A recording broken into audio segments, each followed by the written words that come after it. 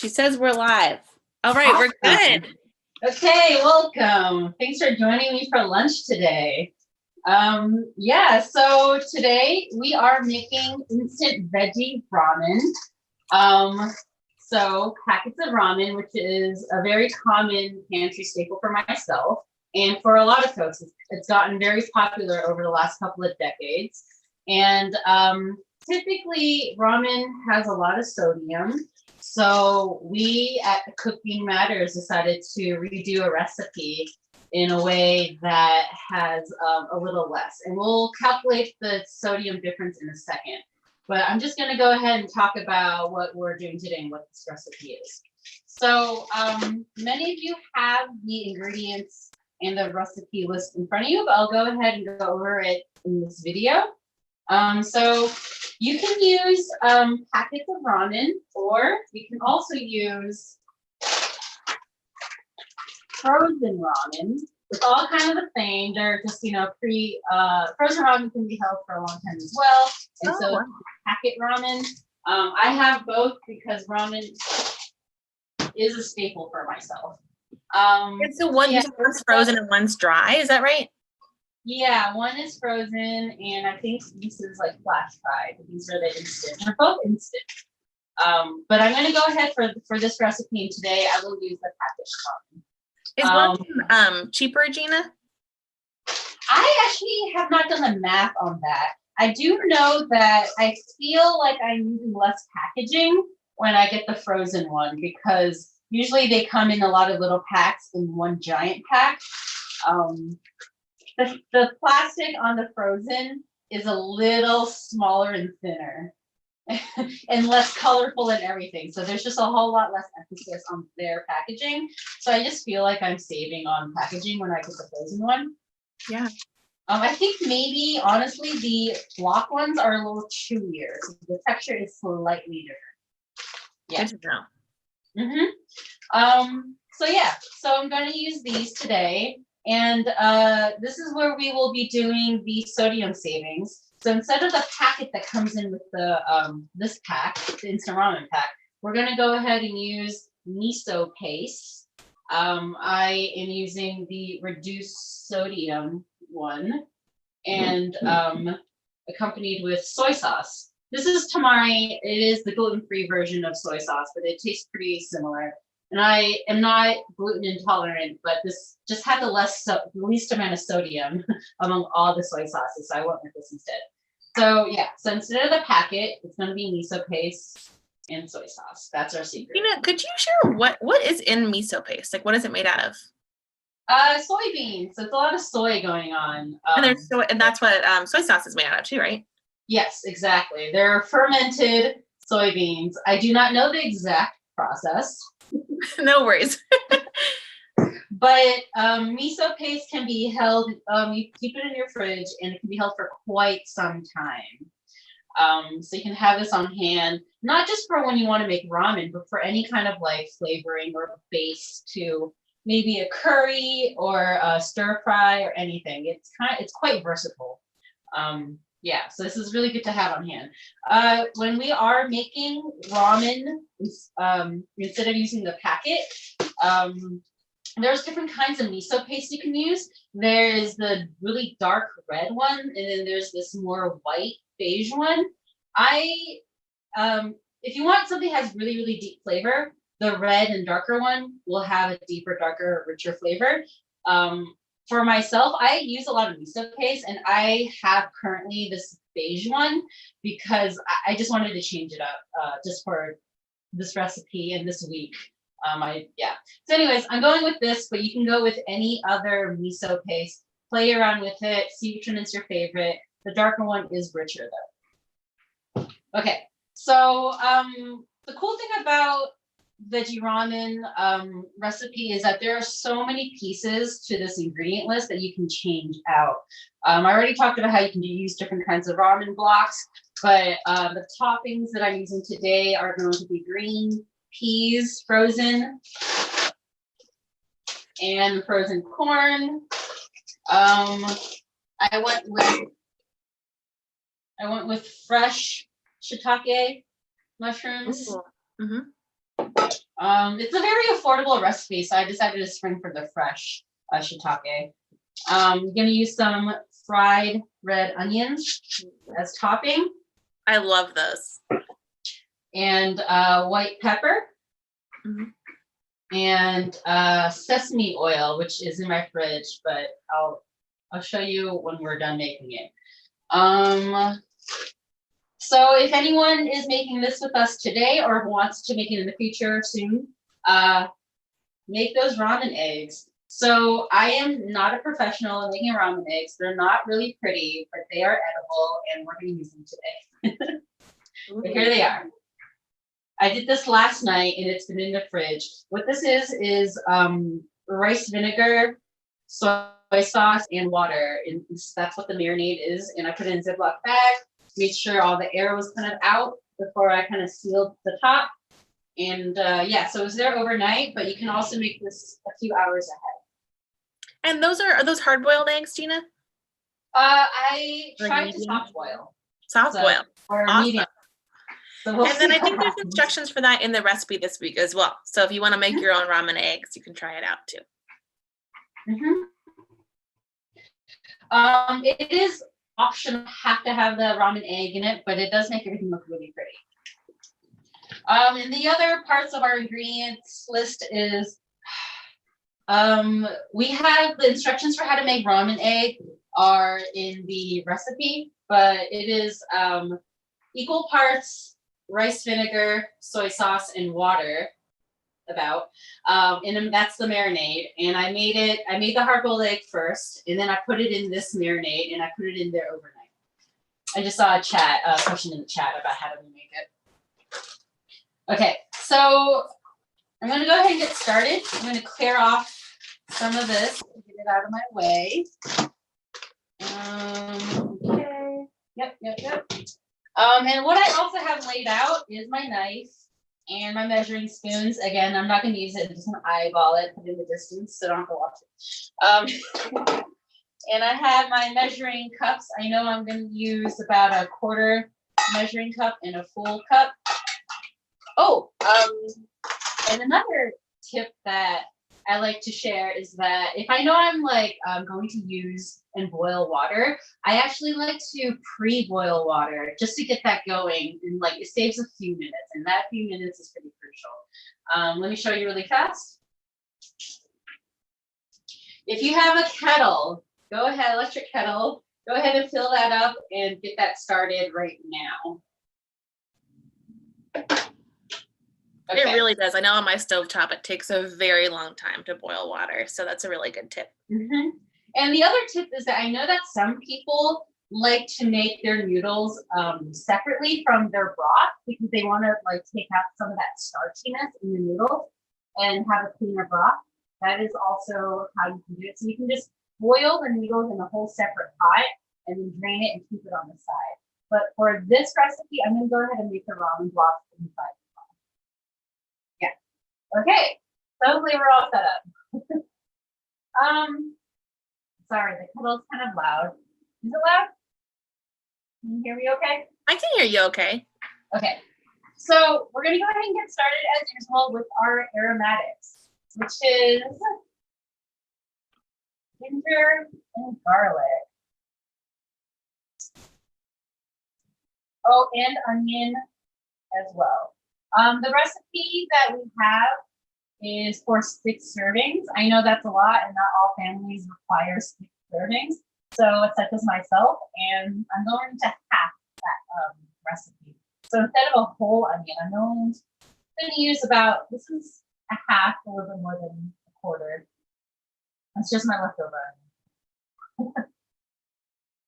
This is a pretty good recipe too for anything you have. We talk about a lot using a recipe as a framework, but if you have vegetables that you want to go into it, or you can kind of customize it to whatever you like. All right. And the equipment that we're using also, as you can see on the stove, is just a 1 pot. I think all the recipes that I've done so far has been 1 pot recipes. It's great if you're like us and you don't really like to do a lot of dishes. I don't have a dishwasher, so I don't like to do dishes. Well, it's okay. It's part of my routine, but if I can save a dish, I'll do it. Okay, so I'm going to mince the garlic to start. Use a claw. And then I hold it over the blade for more finger protection. How much garlic are you putting in? Or how much does the recipe call for? The recipe, if we're making for 6 people, it calls for, I believe, four cloves, but I am halving it. So I'm going to go ahead. This was 2 garlic cloves. Awesome. Mm-hmm. Okay. And one good thing, Gina already kind of mentioned this, but one good thing that this recipe offers, instead of just using the packet, is I know we keep talking about sodium and ways to use spices and other flavors instead of just salt. And so using like the ginger and the garlic and the onion and even the fried onions on top are all ways to add a lot of really good flavor without adding just salt. And I think Gina is going to talk about it a little bit later, but the soy sauce and the miso do have a little bit of salt as well, but just like how can we choose which amount of salt we are adding? And that's a really cool way to just try adding your own flavor instead of just using the packet, because the packets are pretty salty. I know that the last time I was having instant ramen, I think it was like recommending I eat half of one packet, which is not what I would do. And I think it was like almost the whole day's daily value of sodium. So and keep in mind, you will the packet kind of assumes that if you eat the whole thing, so there's some savings in that, in a sense. Unless you plan on drinking the whole thing, which is fine. It's like delicious. Why not? But there is some sodium savings in that. You can you notice that you are not going to consume the whole soup, the whole thing of soup. And you can also use part of the packet too. If you're not really sure how you want to flavor it, or if you just love the flavor of the packet, you could use like a quarter of it or a third or even half of it, and that will still be a good way to get less sodium. Okay.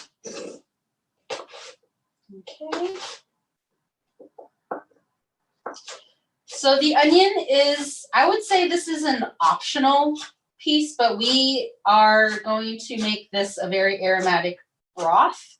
So I'm going to add it, but this is not entirely a necessary part for flavoring your broth. I love all the different types of onions you have today, Gina. There's like that onion, fried onion, and I think you're putting in green onions too, right?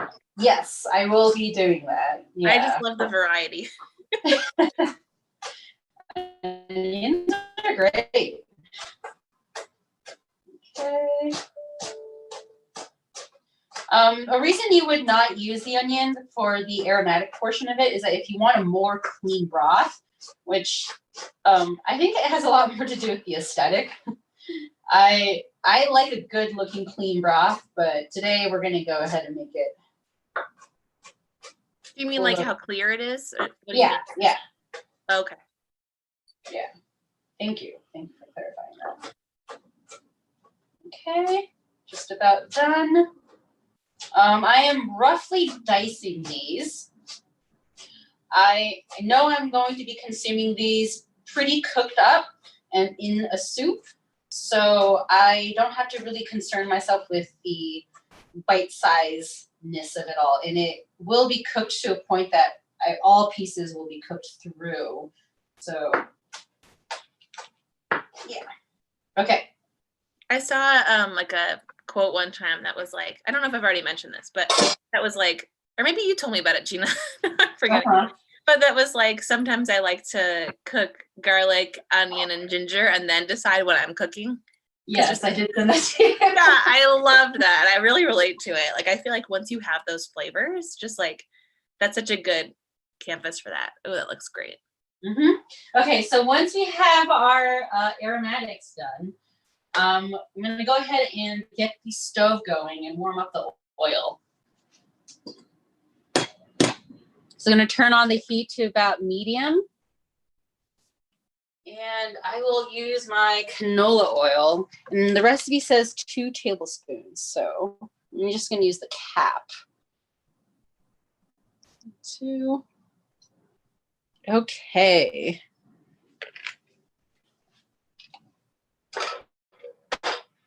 Okay.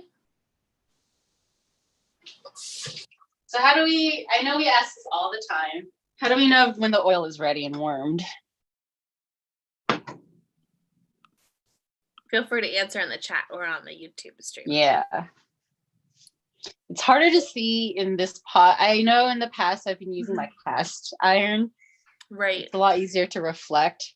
This is a stainless steel pot, and I can't even see the oil right now. I know that one trick that you use a lot, Gina, is when it gets like kind of shiny and slippery looking. Yes. And I know we've talked about too, like one of the tricks that I use is I like to put like one little piece in and see if there's bubbles around it.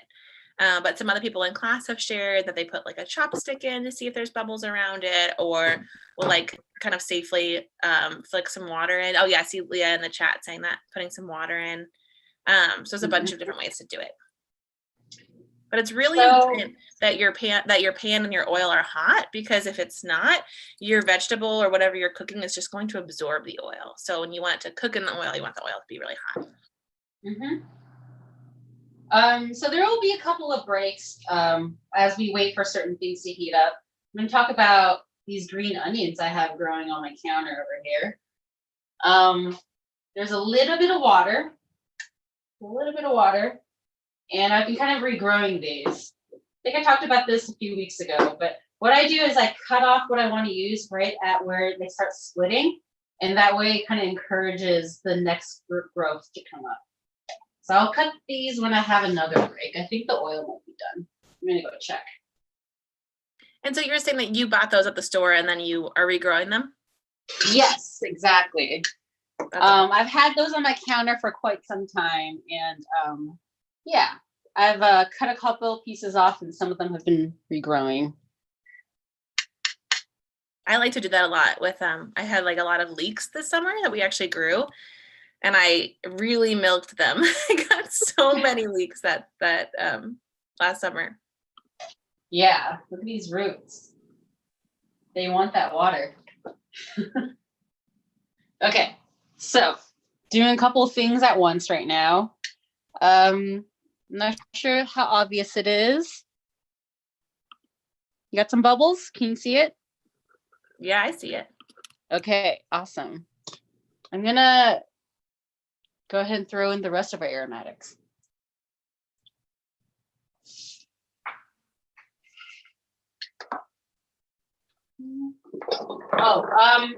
This is also a good time to throw in your mushrooms. Your mushrooms? Actually, I'm gonna wait. I'm gonna wait until Did you cut them up, or are you just putting them in whole? I'm gonna say it's chef's choice. In the past, I've cut them up before, but I'm gonna see how they go whole. And if you're using dried mushrooms, soak them in water for about 10 minutes. Okay. And those are a really good pantry staple too. If you're someone that loves eating mushrooms a lot, like those are great to have on hand. I do have some dried shiitake in my pantry. Gina, while you do that, do you mind if I share my screen and talk about the regrowing a little bit too? Oh, please. Okay. Let me see if I can do this. So this was actually the leek I was talking about. This is the leek that that I grew last summer, a couple months ago. Time is very weird during coronavirus. And then I cut it. You can kind of see, like, similar to how Gina was saying, like cutting it like above the root by like maybe 5 inches or so.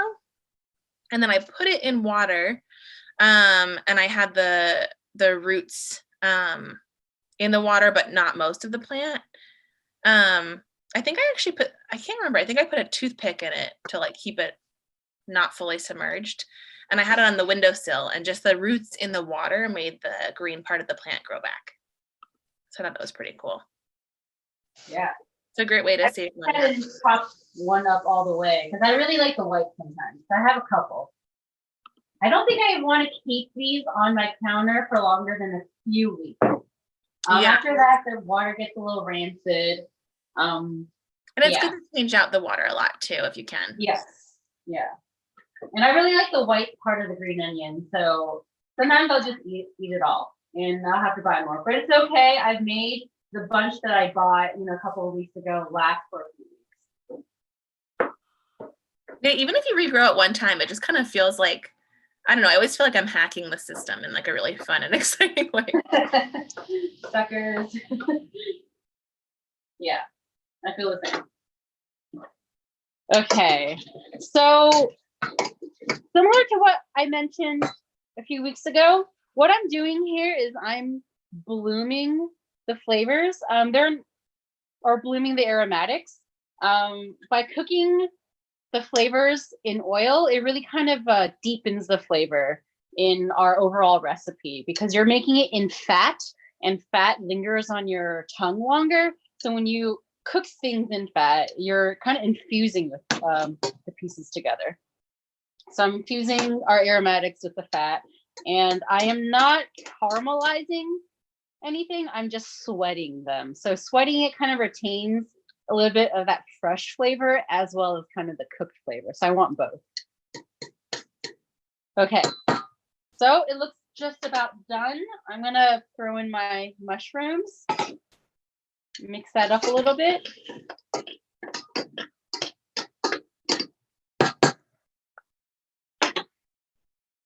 I feel like the mushrooms, not only I think mushrooms are pretty high in vitamin D, which I know is really important for people in Seattle and where there's not as much sun, but they also just really add that depth of flavor. I don't know if it's umami or what it actually is named, but is so good for rounding out a dish.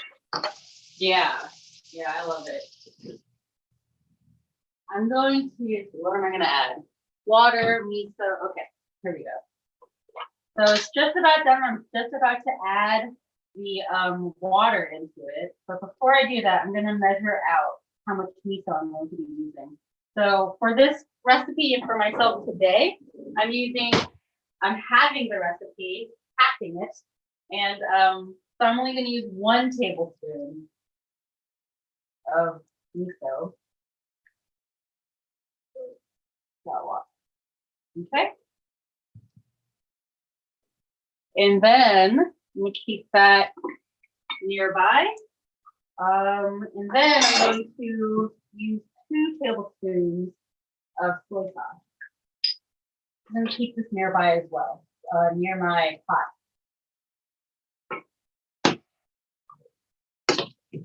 Okay.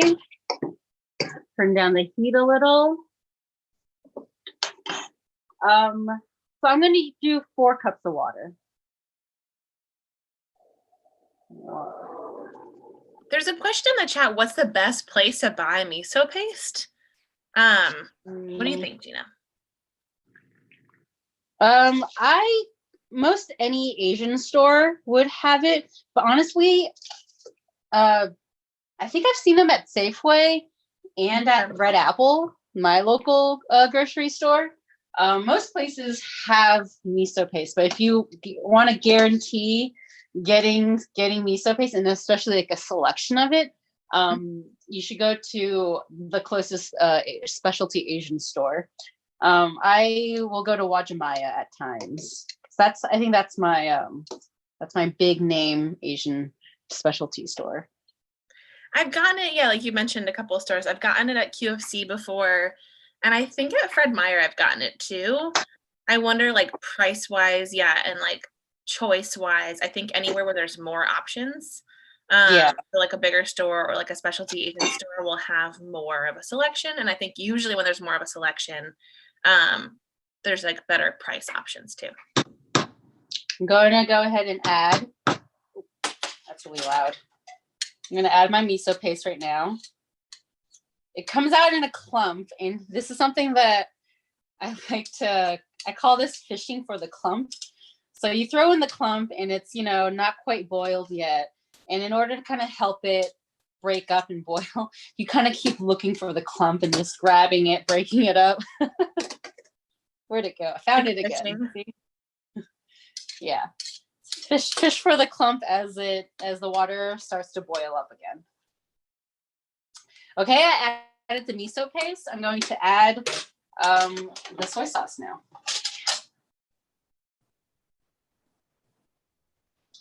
So it's 1 tablespoon. And you can stop right here if you want to save even more on sodium, but I'm going to go ahead and use 2 tablespoons. Okay. So all of our flavoring is in now, and I'm just going to wait for it to just about boil. I saved some time by pre-boiling the water in my kettle. And so this will only take a few more minutes before it kind of comes up again.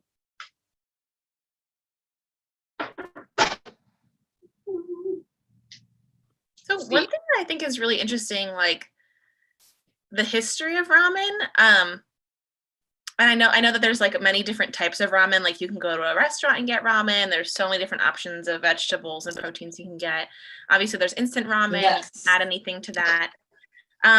But ramen was really like became popular as like a go-to dish for the working people. And it's usually known as being from Japan. But some people think that the roots of it are actually all the way back to China. But it became more popularized in Japan in like the early 1900s, which I think is really interesting. And it was like a really inexpensive option. So for working class people, it just like grew really exponentially. And there were a lot of like, I don't know, there's a lot of like interesting politics of it. Like in World War II, there were national food shortages. So like this was a really like popular thing. And then in the like, I think in the 50s and 60s was really when the like ramen that you have, Gina, like the flash fried noodles that is really shelf stable really became popular then. I just think it's like always cool to know the history of the food. Yeah, so like ramen is not just instant ramen, and that was invented in the 50s. Before that, it was just we had regular, just fresh noodles. But honestly, the invention of instant ramen has really catapulted the popularity of ramen and has really made it become a really easy and cheap staple for a lot of people. Mm-hmm. Yeah. So as you can see that the broth is boiling, you have some choices here. You can go ahead and let it simmer for about 10 minutes, or you can just go ahead and get right into it. Once it starts boiling, a lot of the flavors are being released. And at this point, you can add your noodles. Okay, so we're almost done. Sorry, my hands are really wet to the sides. Yeah, that's so funny. Relatable. But it's okay. My broth is just simmering away, getting more and more flavorful. Like about this recipe too, it's just not very exact, which I really like. It's like, generally simmer for this long, and it's always good to have that recipe as a guideline. But if you simmer it for like 5 minutes longer, like you just mentioned, it's not going to ruin the recipe or anything. And I always love recipes like that. Mm-hmm. Yeah, it's true. This whole recipe is like an approximation, which makes it kind of fun. You can change it to your own taste. Like I'm only using about, I gauged a quarter of a cup of corn, quarter of a cup of peas, kind of feel like that. I can eat 2 eggs, 1 egg, I don't know. I'm going to let it simmer a little longer because I'm going to take this time. I opened my ramen packet. Whew, thank God. And I'm going to take one of my ramen eggs out and get that ready as well. And just cut that in half. Ignore how the white looks, but the yolk looks good. All right, I'm going to set that aside. Okay, I'm going to throw my ramen block inside the boiling broth right now. And it's going to take 3 minutes. Thanks to the invention of instant ramen. There's some comments in the chat that the eggs look really good, Gina. Oh, thanks. I'm also going to throw in my frozen veggies right now as well. And you could have thrown them in before the ramen block and let it cook up a little bit more, but I just forgot. But this is fine too. That's a compliment. And we talked about it a little bit last week, but in class, but usually the average egg has around 8 grams of protein and costs around 17 cents for one egg. And so it's a really good, inexpensive option for protein. If you're, trying to, I feel like we're always trying to save money, especially during coronavirus, but just to have like a staple meal that has protein that's pretty inexpensive is great. Yeah. So as we, an egg is a complete protein. As we kind of wait for this to cook up, I'm going to show you my pantry. Exciting. I think we talk about this a lot. Shana and I talk about how everyone's pantry looks different. And Shana was like, how about we share our pantries? I'm like, I'll do it if you do it. Okay. So I'm in my pantry closet right now. Let's see. How do I turn this around? There we go. Ooh, nice. Here are all my grains. Oh, wow.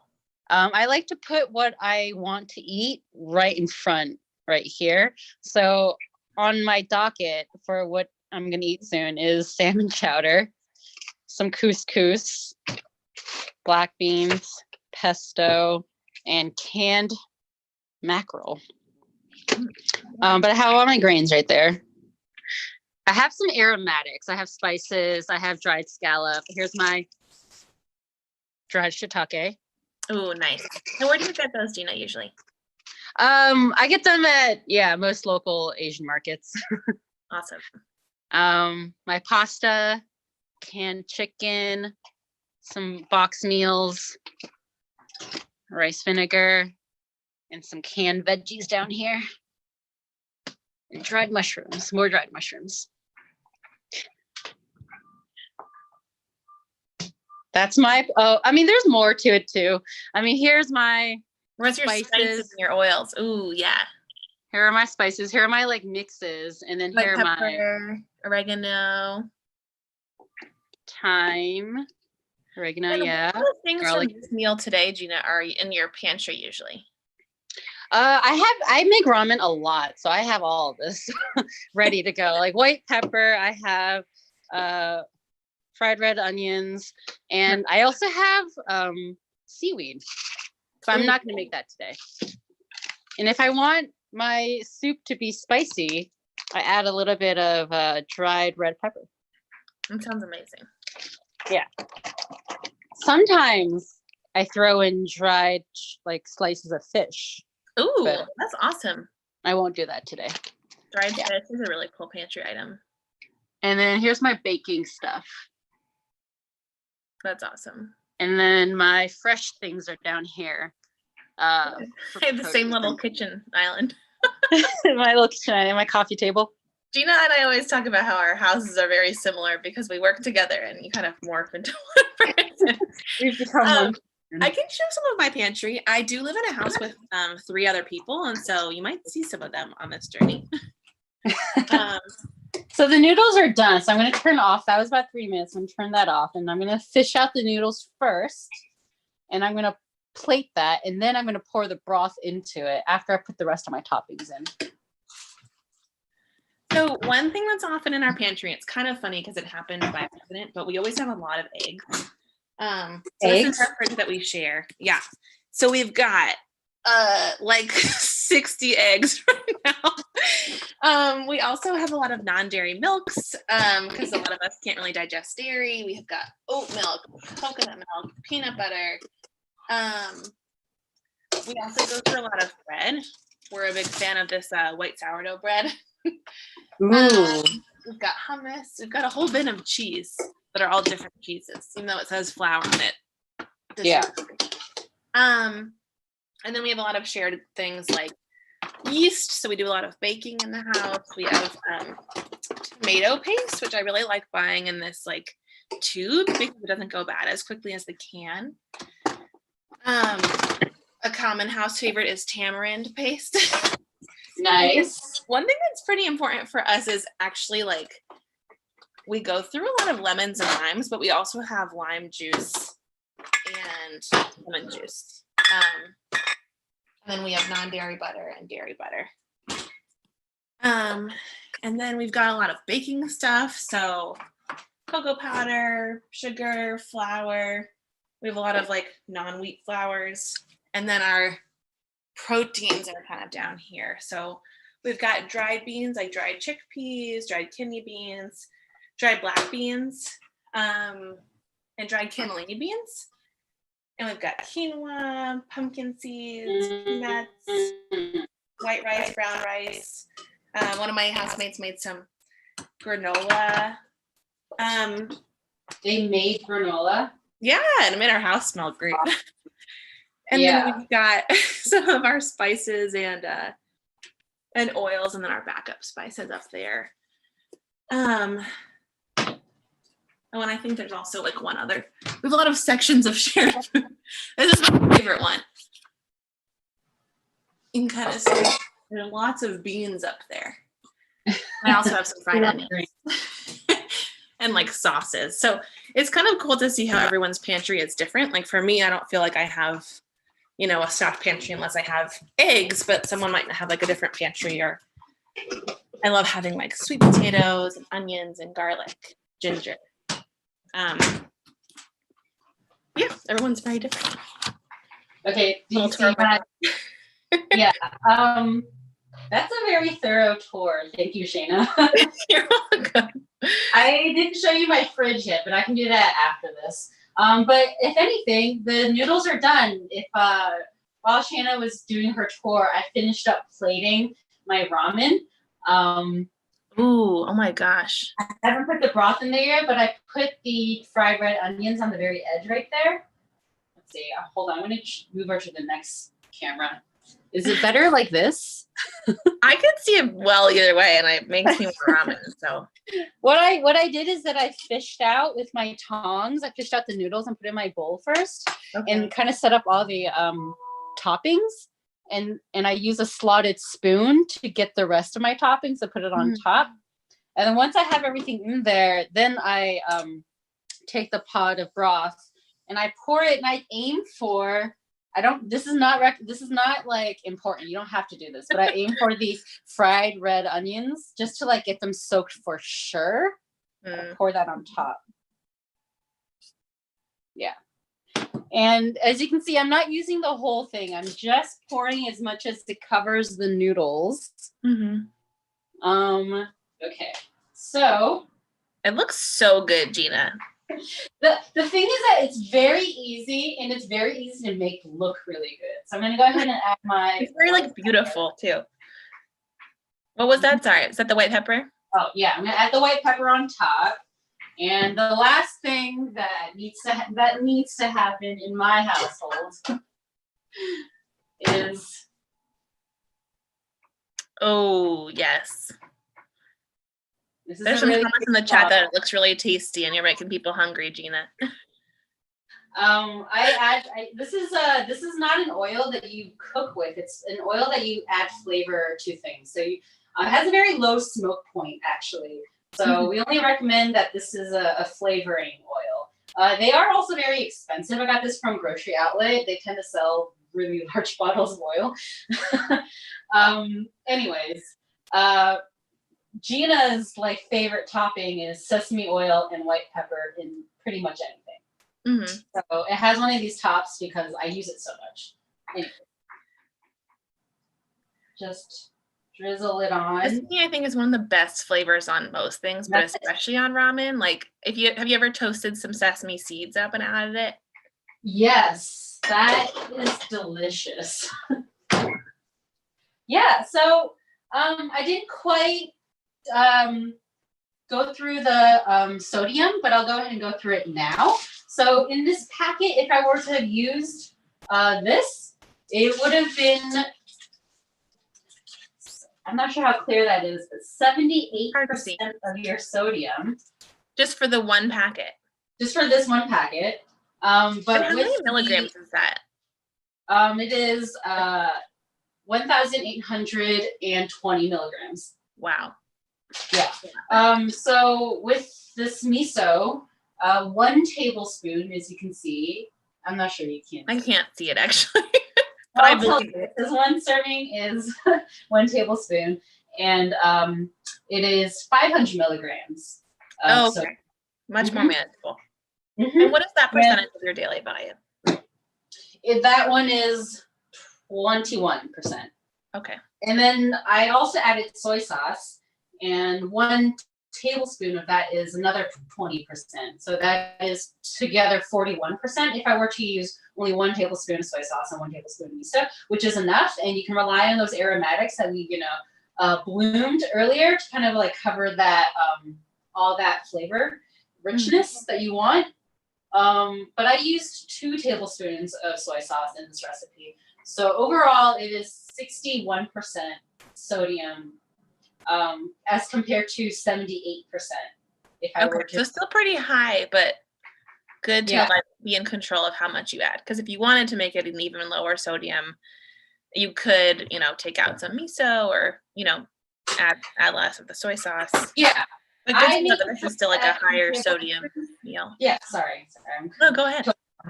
No, I made the choice to do 2 tablespoons of soy sauce. You don't have to do that. Mm-hmm. Yeah. But anyways, chopstick is in. That looks excellent. One thing we wanted to just touch on today too is just that this can be a good meal if you want to cook a lot for a lot of people. I know that we're not really gathering right now during COVID, but if you have a large family or in the future when we are able to gather again, this is something that can scale up pretty well. And we'll share a couple of other recipes that scale up pretty well too. We've got a recipe for like batch quesadillas, so making them on a sheet pan instead of on like 1 by 1. Noodles generally can be replicated in like larger quantities, fried rice, turkey or beef like stuffed peppers. So there's a lot of different recipes that you can kind of scale up in that way. And if you are storing this for meal prep, you just want to make sure, well, I guess unless you like your noodles kind of softer, which is totally fine, but I always like to make sure that I store the noodle separate from the broth.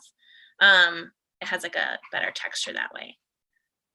And and you can store it in the fridge for up to like around maybe 3 days, but you can also freeze the broth and add the dry noodles after.